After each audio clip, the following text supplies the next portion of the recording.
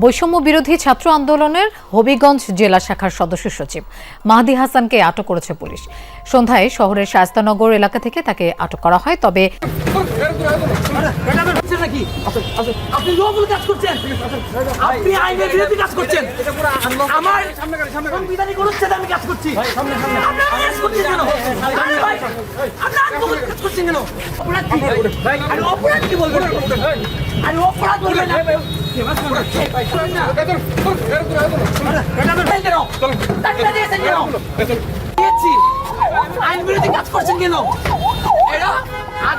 গ্রেফতারকৃত বৈষম্য বিরোধী ছাত্র আন্দোলনের হবিগঞ্জ জেলার সদস্য সচিব মাহদি হাসানকে গ্রেফতার করে আদালতে পাঠানো হয়েছে।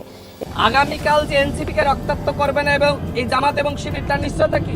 16 বছর ধরে গুপ্ত ছিলেন, বেশি বাড়াবাড়ি করলে আবারও কিন্তু সেই গুপ্ত হওয়ার ব্যবস্থা করা হবে। আওয়ামী লীগ একটা দল যাদের নাম ইসলামী ছাত্র শিবির, যদিও যারা ইসলামের ধারে কাছে নাই, সেই সংগঠন যাদের এখন বর্তমানে কাজ হয়েছে মববাজি করা, মব সন্ত্রাসের মাধ্যমে ক্যাম্পাসে অস্থিতিশীলতা তৈরি করা, ক্যাম্পাসে নৈরাজ্য সৃষ্টি করা, এর মাধ্যমে তারা ষড়যন্ত্রের রাজনীতি বার্তা দিচ্ছে, ষড়যন্ত্রের রাজনীতি তারা করে যাচ্ছে। আপনারা প্রথমে থাকা ভিডিও ক্লিপগুলো দেখেই বুঝতে পেরেছেন আজকের ভিডিওটি কতটা গুরুত্বপূর্ণ হতে যাচ্ছে এবং কোন বিষয়ের দিকে ইঙ্গিত করছে। তাই আজকের ভিডিওটি দেখলে বাংলাদেশের রাজনৈতিক সর্বশেষ পরিস্থিতি সম্পর্কে খুবই গুরুত্বপূর্ণ কিছু তথ্য পেয়ে যাবেন। ধৈর্য ধরে সম্পূর্ণ ভিডিওটি দেখার অনুরোধ রইল। তার আগে ছোট করে একটি অনুরোধ, আপনারা যদি এই ধরনের রাজনৈতিক ভিডিওগুলো দেখতে পছন্দ করে থাকেন অবশ্যই চ্যানেলটি সাবস্ক্রাইব করে পরবর্তী ভিডিওটি সবার আগে পাওয়ার জন্য বেল আইকনটি অল করে দিবেন। চলুন দর্শক, কথা না বাড়িয়ে একটি লাইক দিয়ে একে একে সেই ভিডিওগুলো দেখে আসি। আপনি লবল কাজ করছেন, আপনি আইনের বিরোধী কাজ করছেন, আমার সংবিধানিক অনুচ্ছেদে আমি কাজ করছি, আপনি কাজ করছেন কেন? আরে ভাই, আপনি আইনগত কাজ করছেন কেন? আরে ভাই, আপনি লবল কাজ করছেন, আজব আপনি কি আমার টেনেছেন? আরে ভাই,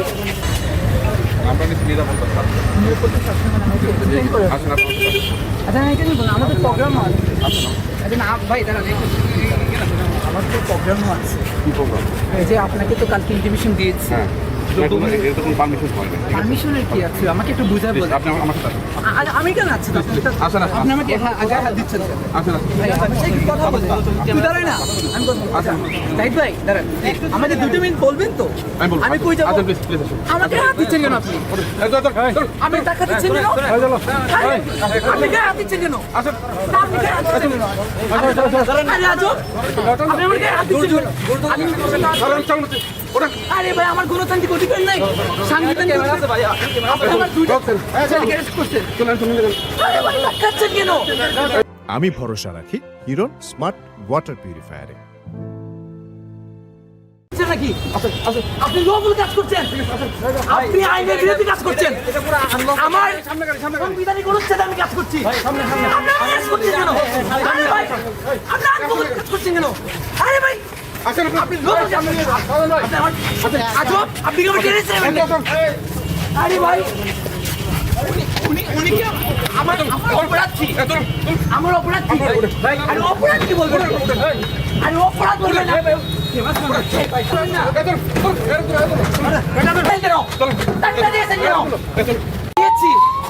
আইন বিরোধী কাজ করছেন কেন? এরা আগে থেকে আমাদের দ্রব্যমূল্যের প্রোগ্রাম ছিল, আগে থেকে অবগতি করা ছিল। পুলিশ আমাদের 2 জন ছেলেকে অ্যারেস্ট করেছে এবং কোনো ধরনের অপরাধ ছাড়া আমি এখানে এসেছি, পুলিশের সাথে কথা বলেছি যে কেন আমার 2টা বাইক অ্যারেস্ট করা হলো, রাজু এবং সুমন, তাদেরকে কেন অ্যারেস্ট করা? আমরা আসলে আর কিছু বলেন নাই, তার যেটা করেছে। আজকে আপনাদের কি প্রোগ্রাম ছিল? আমাদের প্রোগ্রাম ছিল লোডশেডিংয়ের প্রতিবাদ এবং দ্রব্যমূল্যের, এবং কোনো দলীয় প্রোগ্রাম না। এটা হবিগঞ্জের সর্বস্তরে ছাত্রজনতার ব্যানারে প্রোগ্রামের কথা ছিল। আমি আসলে কিছু বলেন নাই। ওদের সঙ্গে কি ছাত্রজনতা ছিল? ওদের সঙ্গে কি ছাত্রজনতা ছিল? আপনি তো আসলে এখানে গেদারি হতে পারেন না। আপনি তো দেখলেন এখানে আসলে আর জোর জবরদস্তি করে আমাকে অ্যারেস্ট করে ফেললেন।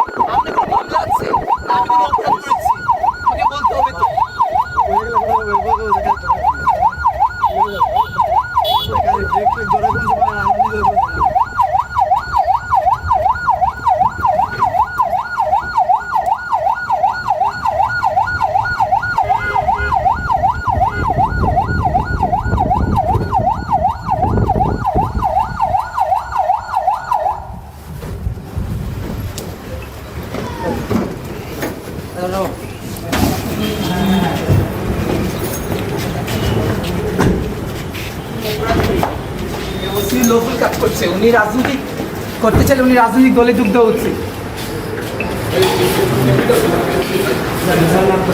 আচ্ছা, একটা বিষয় শুধুমাত্র আপনাকে তাকে আটক করেছেন বা মানে কেন নিয়ে এসেছেন এখানে?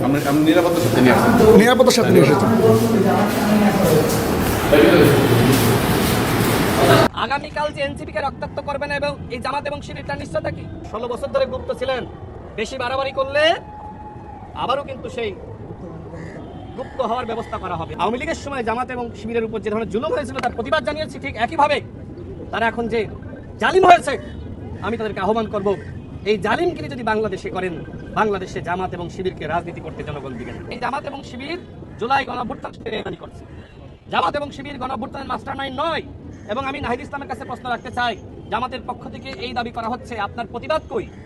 বিএনপির কোনো নেতা কোনো বক্তব্য রাখলে সেটি নিয়ে তো আপনি বক্তব্য, বিবৃতি, প্রতিবাদ জানান, কিন্তু জামাত এবং শিবির সম্পর্কে আপনার আগের বক্তব্য ছিল যে জামাত শিবিরের নেতৃত্বকে দেশের জনগণ গ্রহণ করবে না। আপনি জামাত শিবিরের নেতৃত্ব গ্রহণ করার পরে জামাত শিবিরের অপকর্ম নিয়ে আপনার কোনো প্রতিবাদ আমরা দেখছি না। এই যে ছাত্র অধিকার পরিষদ, আপনিও তো ছাত্র অধিকার পরিষদের কর্মী ছিলেন। আক্তার হোসেনকে প্রশ্ন রাখতে চাই, আপনিও তো ছাত্র অধিকার পরিষদের ঢাকা বিশ্ববিদ্যালয় শাখার সাধারণ সম্পাদক ছিলেন, পরবর্তীতে সভাপতি হয়েছিলেন। এই ঘটনার পরে আপনাদের প্রতিবাদ কোথায়? যারা এনসিপি নেতৃবৃন্দ অধিকাংশই তো একসময় ছাত্র অধিকার পরিষদের রাজনীতি করেছে। এই যে সোয়ানের মুমূর্ষু অবস্থা, তারা কেউ দেখতে এসেছে, খোঁজ নিয়েছে? বরং আমরা শুনতে পাচ্ছি যে এই ঘটনার কারণে এনসিপি নাকি খুশি হয়েছে, শিক্ষা হয়েছে, উচিত জবাব দিয়েছে জামাত শিবির।